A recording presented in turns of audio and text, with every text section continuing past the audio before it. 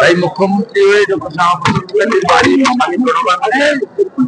এই ভারত সেবা সন্তানদের আন্তর্জাতিক হেডকোয়ার্টার এখানে প্রভু তার মানে তিনি এখানে দিনও যাপন করেন। এই জায়গায় এসে প্রভুর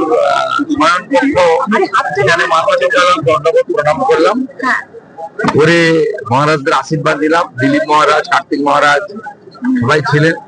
এছাড়াও আমার অনেক বিধায়ক সাথে এসেছিলেন।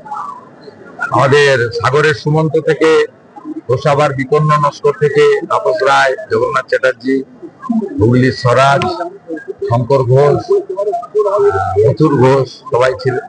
আমাদের সনাতন ট্রাস্টের পরিষদের সঞ্জয় শাস্ত্রী ছিলেন, কার্তিক মহারাজ ছিলেন।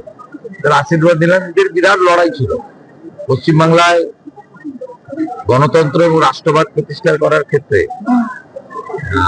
আপনার লক্ষ লক্ষ কণ্ঠে গীতা পাঠ থেকে শুরু করে নানা ধরনের কাজ এরা করেছে। এই জাগরণ যে ঘটেছে, রাষ্ট্রপতি নাগরিকরা যে ঐক্যবদ্ধ হয়ে ভোট দিয়েছে, এক্ষেত্রে স্বামী প্রণবানন্দের আদর্শিত ভারত সেবা সঙ্গে সক্রিয় একটা আশীর্বাদ আমাদের উপর ছিল। তাছাড়া আমার সঙ্গে এই আশ্রমের সম্পর্ক 2013 সাল থেকে। দিলীপ মহারাজের আমি অত্যন্ত গুণগ্রাহী, কার্তিক মহারাজকে আমি নিজের অভিভাবক মানি, পরামর্শ দিতাম।